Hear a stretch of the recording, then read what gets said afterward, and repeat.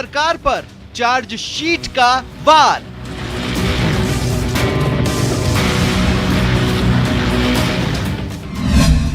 BJP ने किए ताबड़तोड़ 18 हमले।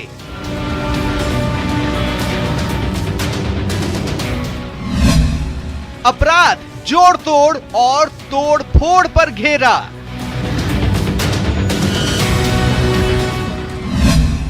पांच मई को अलवर से यलगार का ऐलान।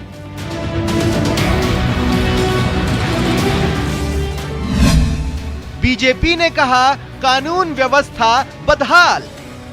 वर्षों के इस पूरे कालखंड में 7 लाख से भी ज्यादा एफआईआर दर्ज होना, उस पर मुख्यमंत्री का और डीजी का ये बयान होना, इसमें इतने प्रतिशत फेक हैं। कांग्रेस का पलटवार, चार्जशीट है झूठ का पुलिंदा।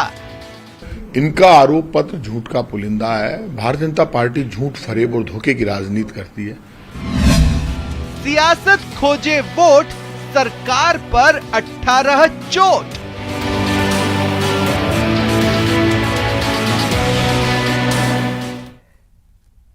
देखिए, पहले एफआईआर होती है, फिर जांच होती है और फिर चार्जशीट बनाई जाती है। ये चार्जशीट जाती है अदालत में, जिस पर सुनवाई होती है और फिर होता है फैसला कौन दोषी है और कौन नहीं। अब सियासत भी चार्जशीट देने लगी है, जो जाएगी जनता की अदालत में और जनता फैसला करेगी कि कौन सही है और कौन गलत। लेकिन सुनवाई का मौका दोनों दलों को मिल रहा है। न्यूज़ 18 राजस्थान पर इस शो प्राइम डिबेट में स्वागत है आप सभी का। आपके साथ मैं हूं स्वप्निल। देखिए, बीजेपी ने प्रदेश सरकार के खिलाफ चार्जशीट जारी की है। इसमें कई तरह के आरोप आज बीजेपी के दिग्गज नेताओं ने सरकार पर लगाए। सरकार को जमकर घेरा है, सरकार को अराजक बताया, अब तक की सबसे भ्रष्ट सरकार करार दिया और अलवर से 5 मई को यलगार का ऐलान भी किया। इधर कांग्रेस ने आरोप पत्र को झूठ का पुलिंदा बताया है। अब खास बात यह है कि गुजरात में भी यह चार्जशीट वाला प्रकरण हुआ है, जिसमें कांग्रेस की चार्जशीट को बीजेपी के नेताओं ने फाड़कर फेंक दिया। अब देखिए, आज इसी पर हम बात करने वाले हैं कि आखिर इस चार्जशीट का अस्तित्व क्या है।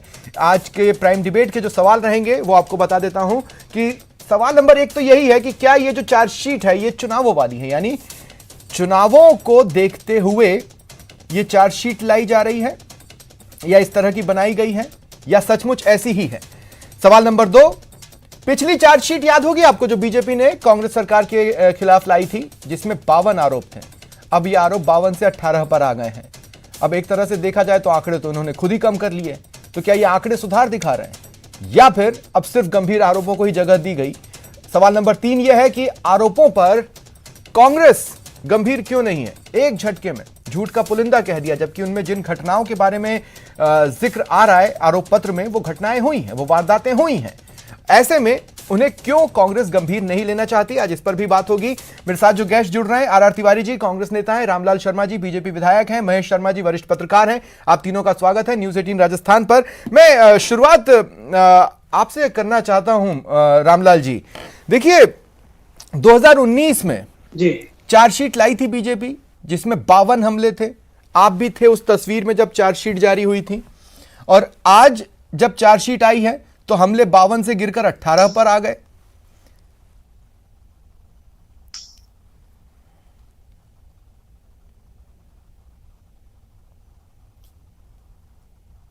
रामलाल जी सुन पा रहे हैं मुझे?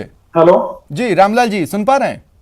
जी जी, आवाज आ रही है आपकी। रामलाल जी, मैंने कहा 2019 वाली चार्जशीट में 52 हमले थे, इस बार 18, तो क्या सुधार हुआ है प्रदेश में? देखिए स्वप्न जी, ये जो चार्जशीट आज आरोप पत्र हमने पेश किए हैं राजस्थान की जनता के सामने, ये 18 जिन बिंदुओं को हमने केंद्रित किया है, उनमें से 99% ये मुद्दे सिर्फ और सिर्फ अलवर से एक जिले से संबंधित है। और एक जिले से संबंधित होने के नाते हमारा 5 मई का जो कार्यक्रम है वो भी अलवर के अंदर है। जिस तरीके से अपराध की शरणस्थली बन चुका है अलवर, उसके बावजूद भी सरकार इन सारे आरोपों को नकारने का काम कर रही है। अच्छी बात है, भारतीय जनता पार्टी का धर्म है कि सरकार को सही रास्ता दिखाने की हम कोशिश करें। अगर ये खुद ही चल के अंधे कुएं में अगर गिरना चाहते हैं तो हमारी तरफ से गिरे। हम सकारात्मक सुझाव सरकार के सामने रखना चाहते हैं, प्रदेश की स्थिति को हम सरकार के सामने रखना चाहते हैं। और आज राजस्थान के जिस तरीके से अपराध के क्षेत्र के अंदर महिला दुष्कर्म के अंदर राजस्थान नंबर 1 आ चुका है, अनुसूचित जनजाति के अंदर नंबर 2 के ऊपर आ चुका है, अनुसूचित जाति के ऊपर अत्याचारों के ऊपर नंबर 3 के ऊपर प्रदेश आ चुका है। हम सरकार के सामने प्रमाणिक आंकड़ों के साथ बता रहे हैं। आप जो कह रहे हैं कि अमूमन आपने एक ही जिले को रखने की कोशिश की है, लेकिन तमाम आंकड़े तो पूरे प्रदेश के बताएं। इसलिए मैंने कहा इस बार चार्जशीट पर मेहनत कम करने का इरादा था या मेहनत उतनी ही लगाई देखिए जितनी 2019 में लगाई थी?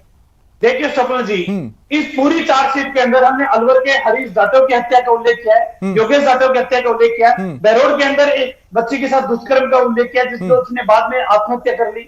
इसी घटना के अंदर अलवर के अंदर एक मूक बच्ची के साथ दुष्कर्म हुआ, उसका उल्लेख हमने किया है। मंदिर को जिस तरीके से तोड़ा गया उसका उल्लेख किया है। लव जिहाद की घटनाओं का हमने उल्लेख किया है। तो राजस्थान के इस अलवर जिले को अपराध की संवेदनशील बना चुके हैं। गो तस्करी का सबसे बड़ा अड्डा बन चुका है हमारे शासनकाल के अंदर। मैं आपसे ये पूछना चाह रहा हूं कार्रवाई करने के लिए अब सिर्फ एक ही आपके मतलब एक जिम्मेदार विपक्ष के नाते रामलाल जी मुझे बताइए कि क्या अब सिर्फ अलवर में ही हालात खराब है, बाकी जगह के लिए बीजेपी मेहनत क्यों नहीं करना चाहती थी राजस्थान में? कपिल जी, राजस्थान के अंदर एक वानगी के रूप के अंदर हम पेश कर रहे हैं राजस्थान की जनता के सामने कि राजस्थान के अंदर एक जिला ऐसा है जिस जिले के अंदर इतनी घटनाएं होगी फिर भी सरकार आंख बंद करके चुपचाप इन घटनाओं के ऊपर कार्रवाई करने के बजाय चुपचाप इनका आरोपों को नकारने का काम कर रही है। और सरकार को ठोस कदम उठाने से बेहतरीन यह है कि जो गुनाह करने वाले हैं, जो लापरवाह अधिकारी है, उनके ऊपर पर्दा डालने की कार्रवाई करने का काम कर रही है। ठीक है। अब आर तिवारी जी, मैं आपके पास आ रहा हूं। आर तिवारी जी, मतलब आप जैसे ही प्रताप सिंह खाचरियावास मंत्री जी ये कहते हैं कि ये झूठ का पुलिंदा है, इसका मतलब है कि उसमें लिखा एक शब्द गलत है। तो क्या वो घटनाएं नहीं हुई हैं जो बीजेपी की चार्जशीट में?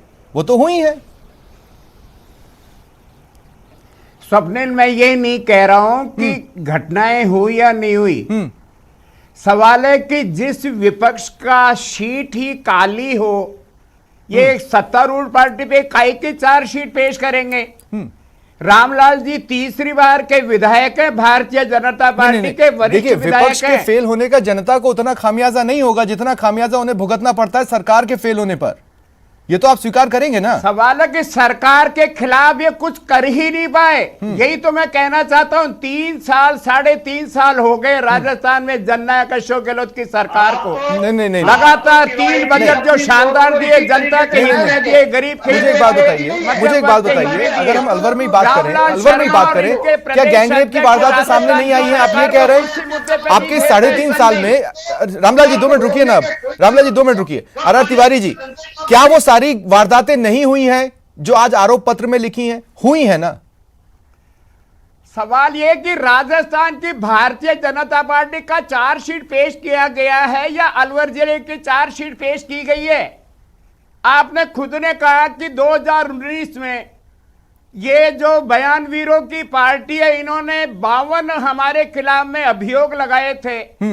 वो 52 से आज 18 पे आकर टिक गए। मैं मान लिया। इसका मतलब इनके मैं मान लिया। आप क्या आप देखिए हुआ क्या कहने को जो आपके साथ गुजरात में हुआ है वो आप यहाँ कर रहे हैं, है ना? गुजरात में आपकी चार्जशीट को वहां की सरकार सीरियस ले, लेकिन यहाँ विपक्ष की चार्जशीट को आप सीरियस नहीं लेंगे तो कैसे चलेगा? वाले देश में, राज्यों में, शहरों में दंगा फैला करके अब इनके पास में आर तिवारी जी, मैं फिर आपसे कह रहा हूं, कहां अफवाह फैलाई जा रही है, कहां भड़काया जा रहा है? क्या वो वारदातें नहीं हुई है जो चार्जशीट में है ना?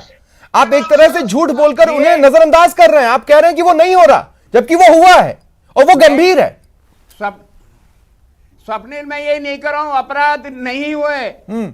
ये सामाजिक बीमारी है। पूरे देश में अपराध हुए। हत्याओं में राजस्थान नहीं, पूरे देश का नंबर 1 का राज, 18-24 करोड़ का राज, योगी बाबा का राज पूरे देश में हत्याओं में नंबर 1 पर है। भारतीय जनता पार्टी के शिवराज मामा का मध्य प्रदेश बालकों के साथ में दुष्कर्म में नंबर 1 पर है।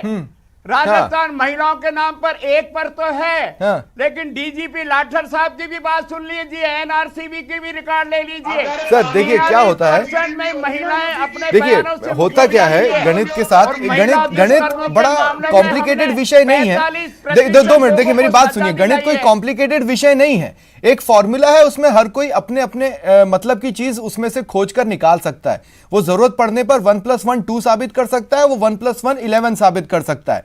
अब आंकड़े जिस तरह के आते हैं एजेंसियों के, उसमें से अपने अपने पक्ष की बात को खोज लेना यह सही चीज नहीं है। जहां पे आप में कमी है उसमें सुधार लाकर उस आंकड़े को बदल देना, यह सरकारों से उम्मीद की जाती है आर तिवारी जी।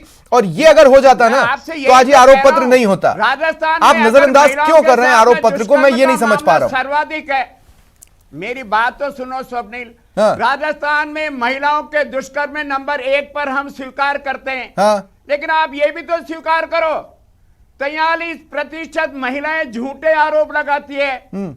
देश में जहां 22% महिलाओं के दुष्कर्मों का फैसला होता है, हाँ। राजस्थान में 45% दुष्कर्मियों को सजा दिलाई जाती है। ठीक है, स्वप्निल, ठीक है। अपराधी ये सवाल रामलाल जी से ले लेंगे, ये सवाल रामलाल जी से ले लूंगा मैं ले ही लेता हूं। रामलाल जी मुझे एक बात बताइए, अगर कोई केस हट गया, एफआईआर तो लॉन्च हुई थी, उधर तो वो आंकड़ा रहेगा, लेकिन अब केस खत्म हो चुका है, तो आप एफआईआर लॉन्च होने के आंकड़े को तो गिन रहे हैं, ये कह रही है सरकार। देखिए स्वप्निल जी, घटना जब घटित होती है तभी एफआईआर दर्ज होती है। कहीं हत्या होती है, हत्या के एफआईआर नहीं रामलाल जी, आप भी जानते हैं, मैं भी जानता हूं, कई बार झूठे आरोप भी लगाए जाते हैं। राजस्थान की 43% घटनाएं झूठी पाई गई है। राजस्थान की सरकार नहीं कर रही है रामलाल जी। तो 182 के अंदर कितने कार्रवाई कर दी आपने? झूठी एफआईआर के अंदर भी आपके कानून में प्रावधान है। आप अगर कह रहे हो तो ऐसे भी कार्रवाई होगी, जो महिलाएं झूठा आरोप लगाएंगी उनको भी सजा मिलेगी रामलाल जी।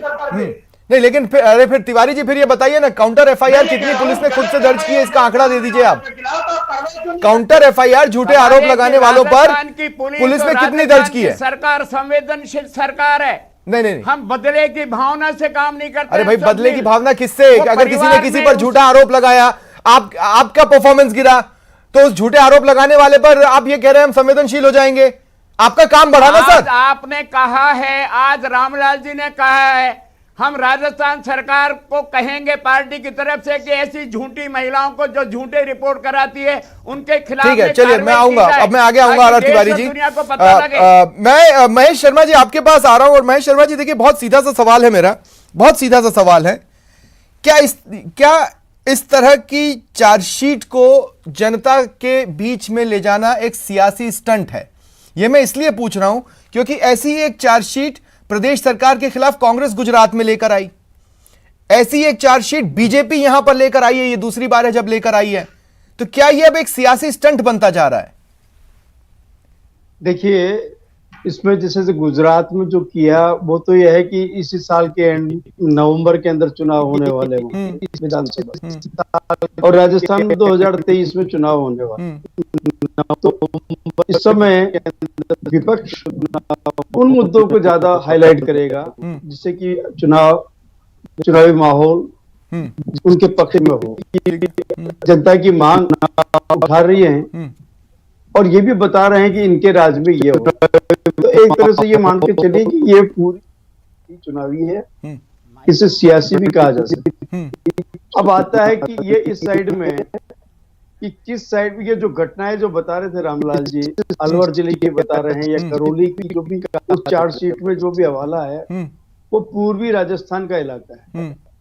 पूर्वी राजस्थान में पिछले चुनाव में भाजपा का परफॉर्मेंस कम रहा है, उसे ध्यान में रखते हुए इनकी रणनीति है कि वहां की ज्यादा से ज्यादा मामलों को उठा करके मौजूदा सरकार को कटघरे में खड़ा करें और वहां अपने अनुसार माहौल बनाने की, अपने पक्ष की माहौल बनाने की कोशिश करें। और दुर्भाग्य से ये घटनाएं वहां हुई है, अलवर में हुई, चाहे वो पूरे पूर्वी राजस्थान में दुष्कर्म की हो या और दूसरे हत्याएं हो, दलितों पे अत्याचार हो, सांप्रदायिक करौली के अंदर सांप्रदायिक जो। ठीक है, देखिए थोड़ी सी तकनीकी खामी है महेश शर्मा जी।